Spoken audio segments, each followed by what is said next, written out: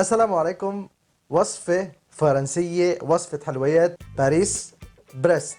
وصفة رائعة، هي بتنعمل من عجينة الإكلير، أي عجينة الشو، كريم باتيسير. هيدا الكريم اسمه كريم موسلين، بينعمل من كريم باتيسير وزبدة. طبعا رح نضيف عليه اليوم نيوتيلا. هو عادة بينضاف عليه عجينة البندق أو البيست تبع البندق اللي بيقولوا لها برالين. اليوم هيدي مش رح نعملها هون، رح نستعمل نيوتيلا، ان شاء الله بنعملها بفيديو جاي. خليكم معنا للاخر لانه وصفة رائعة. ما تنسوا انه لازم تشتركوا بالقناة، انزلوا اسفل الفيديو، فعلوا زر الجرس واشتركوا ليصلكم كل وصفاتنا الجاي. وبدي اقول لكم انه نحن عملنا قناة جديدة للوصفات السريعة، رح تلاقوا رابطها على يسار. ادخلوا واشتركوا فيها وشوفوا الفيديوهات الجديدة.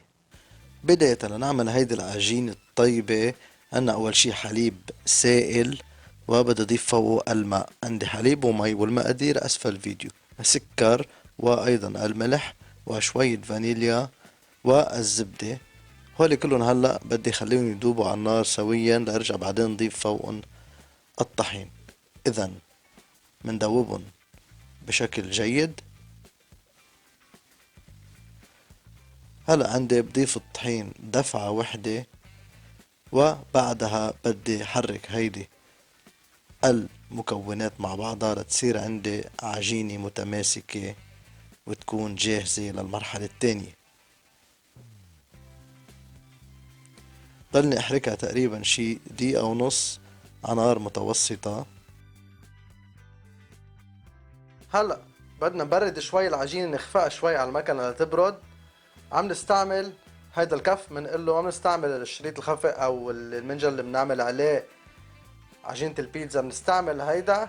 وبدنا نبردها شوي لحتى نضيف البيض، لانه اذا ما بردناها نضيف البيض بينطبخ عندي وكمان بصير ريحته مش حلوة. اذا هلأ على العجانة بدي برد اول شي هيدي العجينة لضيف فوقها البيض، بخفقها لتصير عندي شوي فاترة. هلأ بدي اضيف البيض شيئا فشيئا. طبعا البيض لازم يكون بحرارة الغرفة. بضيفهم على دفعات، ما بيسوى ضيفهم دفعة وحدة لأنه ما بتنجح عند العجينة. إذا عم ضيف البيض على دفعات لتنتهي كمية البيض نهائيا. شوفوا عندي، لا بدها تكون قاسي كتير ولا بدها تكون رخوة. ها. طيب هلا عندي كيس السكب تبع الحلويات. شوفوا عندي هيدا الراس كيف هو منه مخرم. هلا اذا بدي استعمل مخرم ما عندي فيه، بس ولكن هيدا يفضل. لازم نحطها بكيس السكب تبع الحلويات.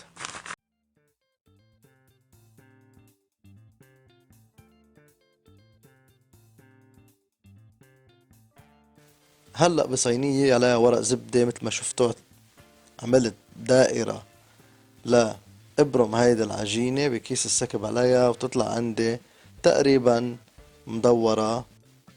رح نعمل زيح من الخارج ونعمل زيح من الداخل وزيح من الأعلى فوق اتنين بالنص يعني.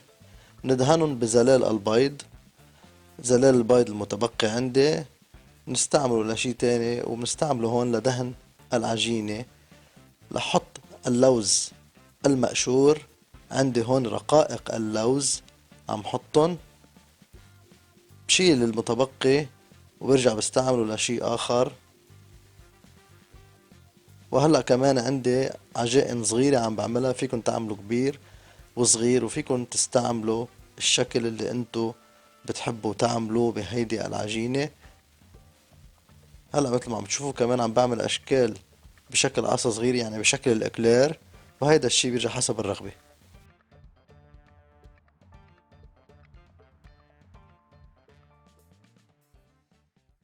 حمينا الفرن درجة الحرارة 175 سلسيوس.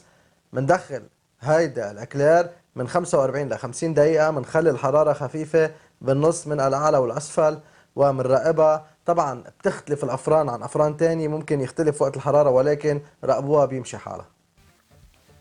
هيدا العجينة صارت عندي جاهزة، رح اتركها لتبرد. شوفوا مروعون، منظر جميل جدا ورائع.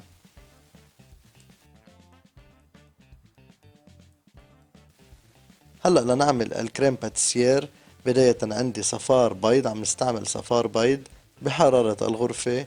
بدي أضيف فوقه السكر، وأيضا بدي أرجع أضيف الطحين. عم استعمل طحين لأنه بدي إياه يكون سميك. فيكن تستعملوا النشاء إذا بدكن إياه أرخى، ولكن لهيدي الوصفة يفضل الطحين. بخفقهم بشكل جيد ليصيروا عندي بهيدا الشكل.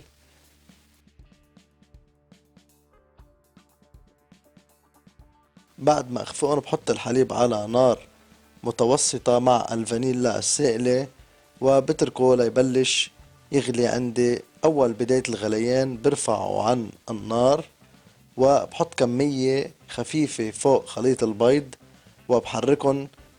هيدي الخطوة مشان ما ينطبخ معي البيض بدي خلي حرارته معتدلة، يعني أعمل حرارة البيض شوي شوي ساخنة لا تستقبل الكمية المتبقية من الحليب الساخن. إذا بحركن بهيدا الشكل بس يمتزجوا عندي بشكل جيد. بدي ارجع على نفس الطنجرة صفيهن. هيدا التصفية مهم كتير، بتساعد على عدم بقاء اي تكتل من البيض او اي شي. وبحركن ليبلشوا يشتدوا عندي على نار اقل من متوسطة. بس يشتدوا عندي بهيدا الشكل بضيف الزبدة وبحركن، وبيكون عندي هيدا الكريم باتيسير جاهز ورائع للمرحلة الأولى. طبعا بدي انقله على شي مسطح لا يسقع عندي بشكل جيد. بمده وبغطيه بورق الزبدة وبحطه بالثلاجة ليبرد عندي بشكل جيد. هلأ من بعد ما يبرد عندي شوفوا كيف صار صبة وحدة. بدي احركه بشكل جيد ليرجع عندي يصير كريمي. هلأ مجرد ما نحركه بشكل جيد رح يرجع عندي هيدا الكريم كريمي وخفيف وسلس. شوفوا عندي ما أحلاه. هون عم نستعمل نيوتيلا البندق، قلنا رح نستعمله محل البرالين. هلأ بدي اخلطه بشكل جيد مثل ما عم تشوفوا عندي. عم بستعمل المريز اللي هي ملعقة السيليكون، لأنه ما بحاجة هون استعمل الشريط لأنه بيمتزجوا بشكل جيد. من بعد ما يمتزجوا بدي ابدأ بإضافة الزبدة اللي هي لازم تكون بحرارة الغرفة ولينة بشكل جيد، ما تكون دايبة إنما لينة بشكل جيد. هلأ أول شي بنخفق هيدي الزبدة لتلين عندي أكتر لتقدر تدخل مع هيدا الكريم. هلأ هون بدنا نضيف الزبدة على دفعات ونخفق بسرعة قوية. طبعا هون أنا رح أرجع استعمل الخفاق الكهربائي لسهل على حالي الوصفة، وأيضا حتى لي تنجح معي 100%.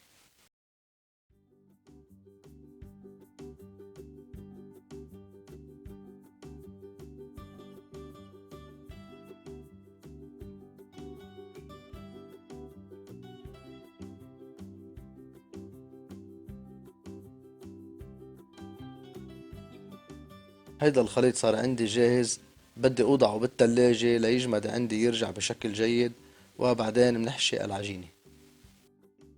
هلا نحن حطيناه على المكنه نخفقه، بده خفق على السريع صراحه، بيهلك على الايد ولكن ممكن كمان ما ينجح. فبفضل تستعملوا المكنه لانه خفقه سريع لترجع تجمع الزبده، لانه الزبده بدايه بتفصل بترجع على الخفق، بس تحمى مزبوط بتجمع وبصير عندي هذا الكريم إذا جاهز. من بعد ما تبرد عندي العجينة بقصها بشكل جيد بالمنتصف، وشوفوا عندي هيدي العجينة مفرغة وناجحة جدا.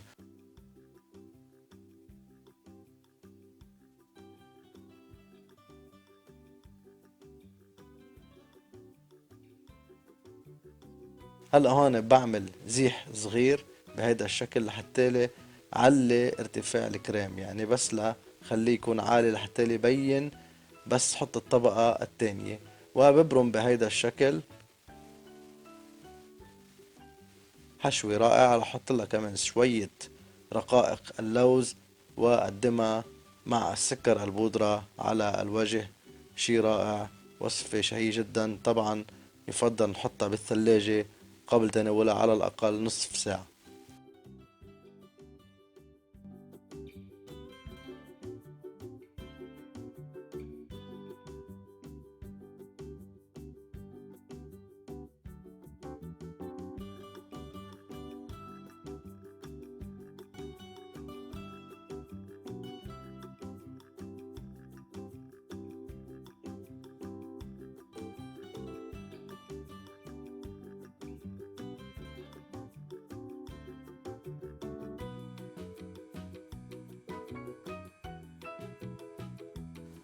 وحدة صغيرة وعنا قطعة كبيرة، شي روعة عن جد، فخامة.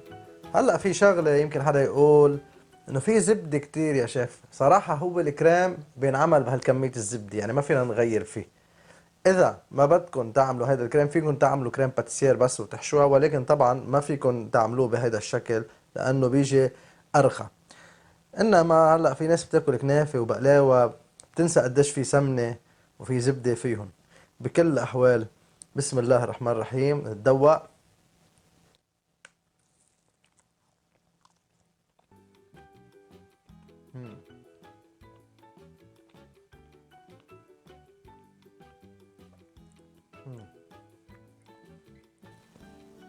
هي عجينه اكلير مع اللوز على الوجه مع هيدي الحشوه، عن جد شي روعه، شي خيال.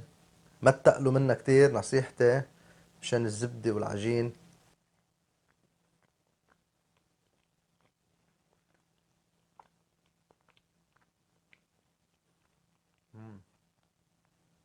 يعني هيدي وصفات الحلويات، خاصة الفرنسية.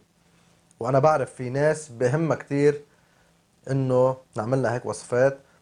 دايما نحن حنحاول نوفق بين الوصفات الخفيفة ووصفات شوي دسمة وسط. مش رح طول عليكم أكتر من هيك. تابعونا، اشتركوا إذا ما كنتم مشتركين، وإلى اللقاء مثل العادة الحلقة مقبلة من مطبخ شيف أحمد.